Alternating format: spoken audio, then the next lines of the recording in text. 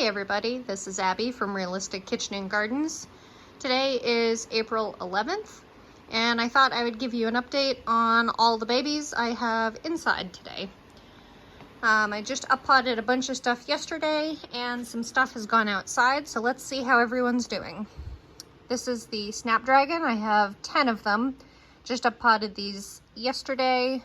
Most of these have been uppotted yesterday, and I'll get to them when I point them out, but I'm curious to see, so there's two kinds of looks to this Snapdragon. There's these that are fully green with kind of yellow undertone, and then there's these ones that have, I mean, they're a little bit darker green, but they have a red undertone. And this is a mix. It's supposed to be, I don't even remember what colors they're supposed to be.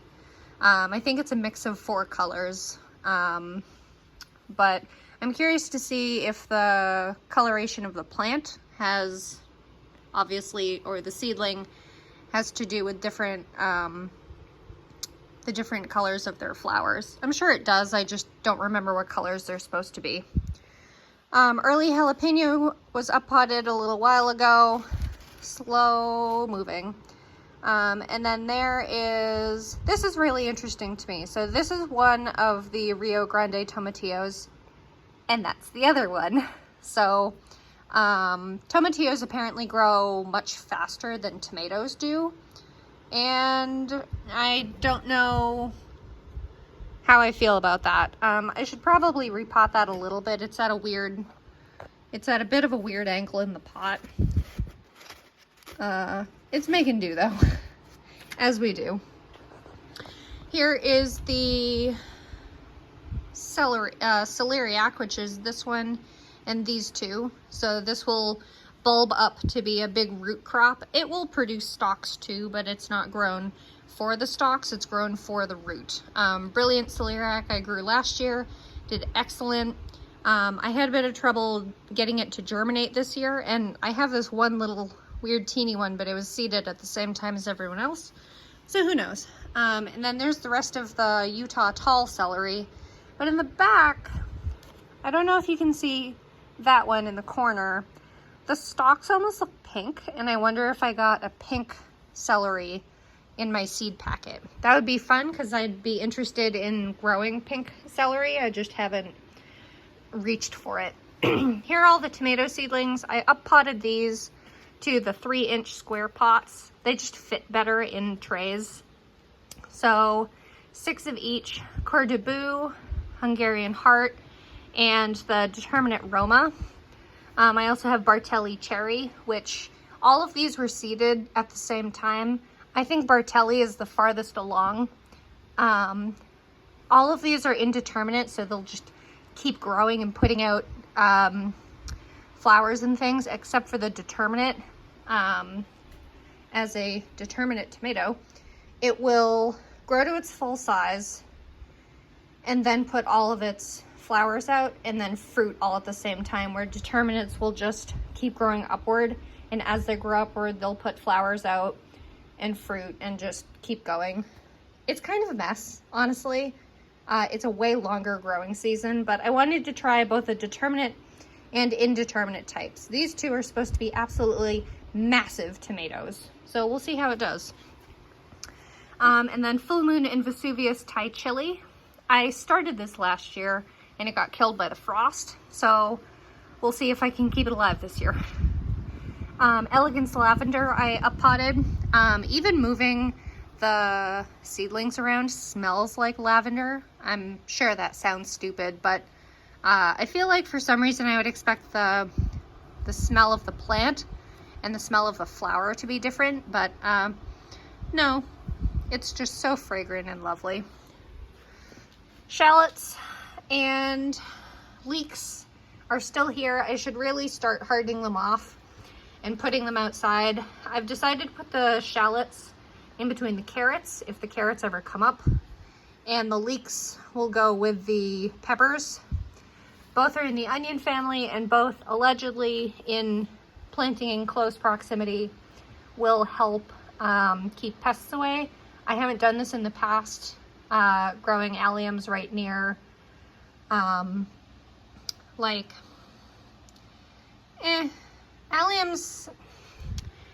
alliums can have their effects. I mean, shallots, these shallots got really big. Well, not these shallots, but the shallots I grew last year got really, really big. So I don't want them to push the carrots around. So we'll see how it goes.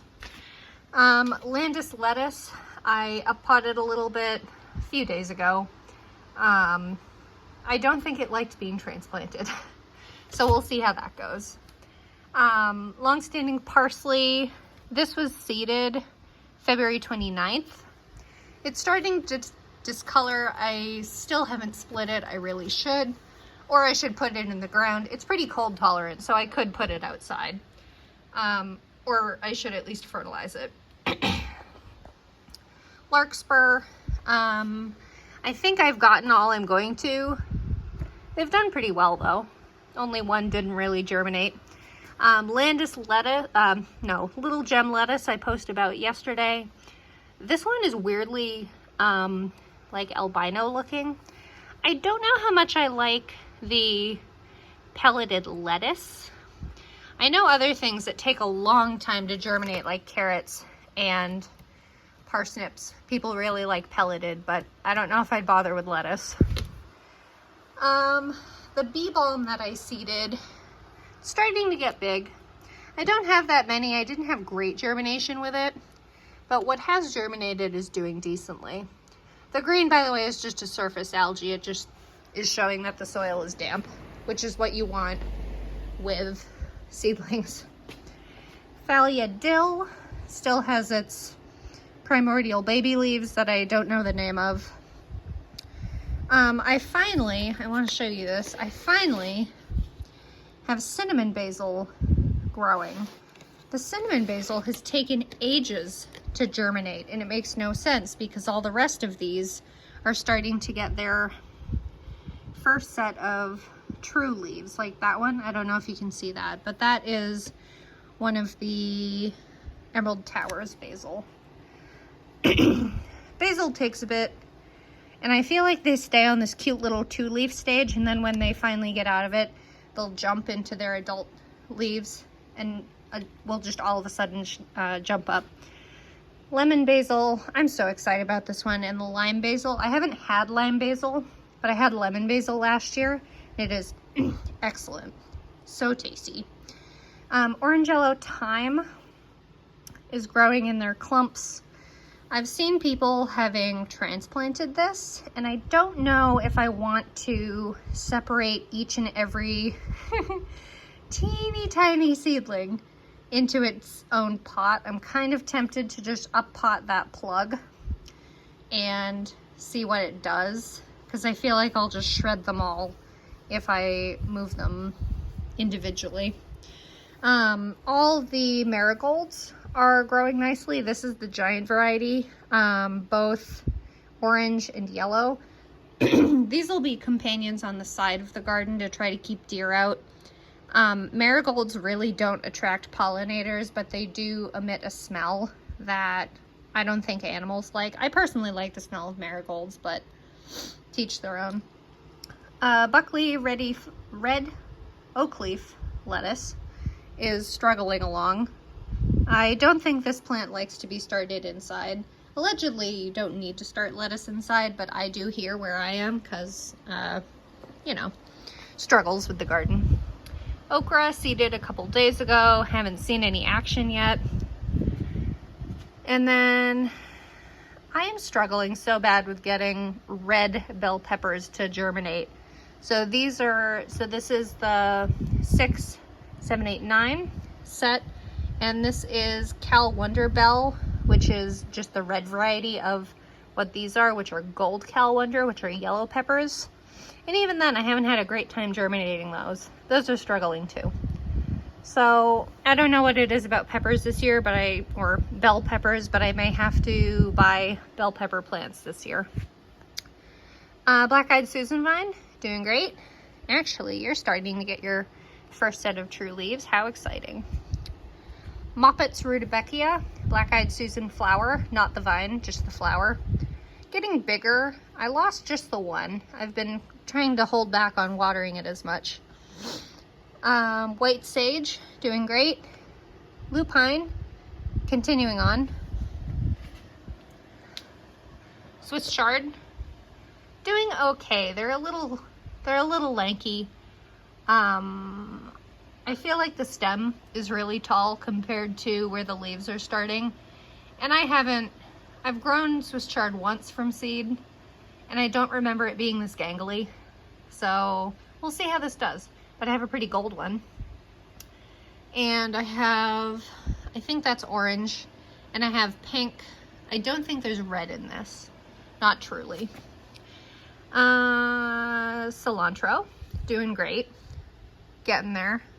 Funny enough, I think I saw a couple cilantro seedlings out in the garden yesterday when I walked through.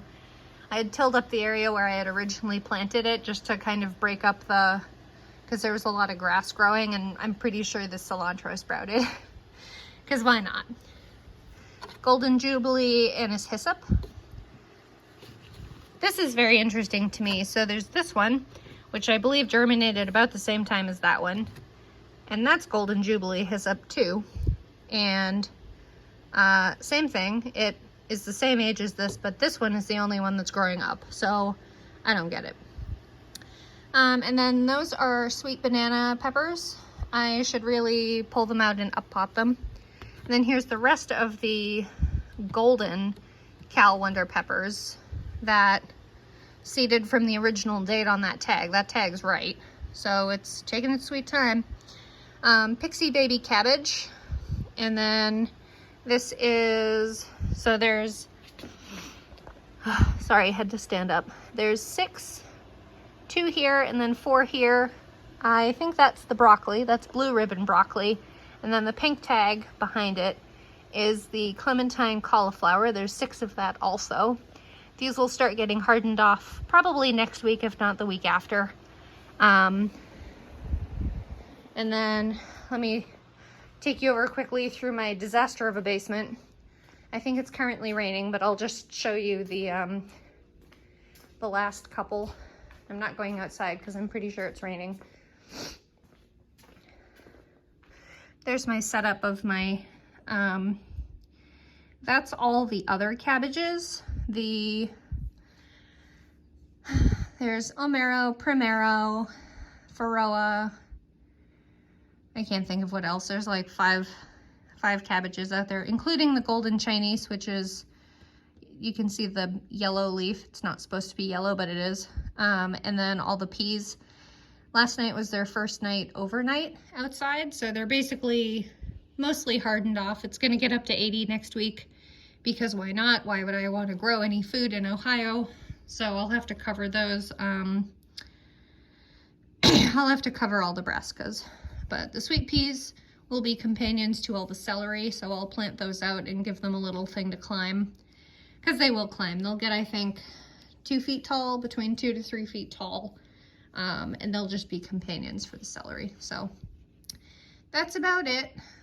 If you like this kind of stuff, please like, comment, and subscribe for more. And follow along on Facebook, Realistic Kitchen and Gardens. Bye.